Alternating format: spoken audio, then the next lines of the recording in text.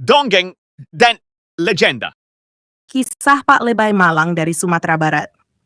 Pak Lebay adalah seorang pria yang tinggal di sebuah rumah yang terletak di antara bagian hulu dan hilir sungai di Sumatera Barat. Suatu hari, dia mendapat undangan untuk menghadiri dua kenduri pesta yang diadakan di dua tempat berbeda, satu di hulu sungai dan satu lagi di hilir sungai. Pak Lebay awalnya senang karena diundang kedua kenduri. Namun, dia menjadi bingung karena tidak tahu harus memilih kenduri yang mana. Di hulu sungai, masakan yang disajikan terkenal lezat, sementara di hilir sungai akan ada daging kerbau yang ia rindukan. Keesokan harinya, Pak Lebay memutuskan untuk pergi ke hulu sungai karena tergiur oleh masakan lezat.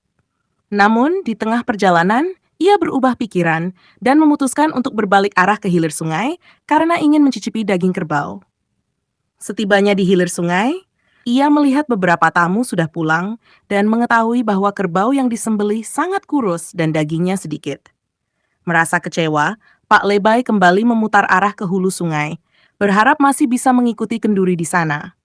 Sayangnya, setibanya di hulu sungai, kenduri telah usai dan para tamu sudah bersiap untuk pulang. Akhirnya, Pak Lebay tidak bisa menghadiri kedua kenduri tersebut karena terlalu serakah dan tidak mampu membuat keputusan.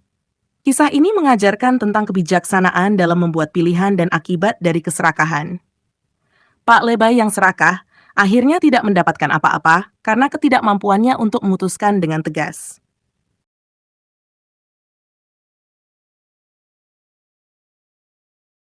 Pak Lebay pun kembali ke rumahnya dengan hati yang sangat kecewa. Di sepanjang perjalanan pulang, ia terus merenungi apa yang telah terjadi. Rasa lapar dan kekecewaannya bercampur menjadi satu, membuatnya merasa benar-benar malang.